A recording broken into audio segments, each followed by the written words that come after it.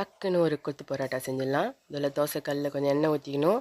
ஒரு வெங்காயத்தை பொடியாக கட் பண்ணி போட்டு அதையும் நல்லா வதக்கிக்கிட்டு 1 டேபிள் ஸ்பூன் இஞ்சி பூண்டு பேஸ்ட் போட்டு நல்லா பச்சை வாடை போகிற அளவுக்கு நல்லா வதக்கிக்கணும். இப்போ அதில் ஒரு முட்டையை உடச்சி ஊற்றிக்கலாம்.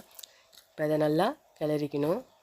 முட்டை வெங்காயம் எல்லாம் நல்லா மிக்ஸ் பண்ணி முட்டை வேகிற அளவுக்கு நல்லா வதக்கிக்கலாம். இப்போ அதில் புதினா மல்லி இலை 4 சேர்த்துக்கலாம்.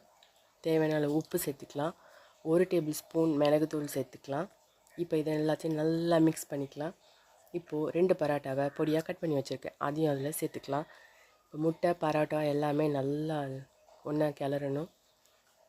இப்படி ஒரு திருப்பு அப்படி ஒரு திருப்பு போட்டு நல்லா திருப்பிக்கலாம். இப்போது பரோட்டாக்குன்னு ஒரு சால்னா கொடுப்பாங்கள்ல, அதையும் அதில் ஊற்றி நல்லா திருப்பி போட்டு மிக்ஸ் பண்ணிக்கலாம். இது நல்லா ஒரு 5 நிமிஷம் அப்படியே நல்லா சூடாகட்டும்.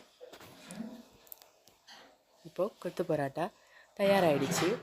அவ்வளோதான், ரொம்ப சிம்பிளான டக்குன்னு செய்யக்கூடிய கொத்து பரோட்டா ரெடி. இது மாதிரி நீங்களும் செஞ்சு பாருங்கள். இந்த மாதிரி ரெசிபிஸ் பார்க்க ஜுனிதாஸ் கிச்சன் சேனலை சப்ஸ்கிரைப் பண்ணுங்கள். பக்கத்தில் உள்ள பெல் பட்டனை கிளிக் பண்ணுங்கள்.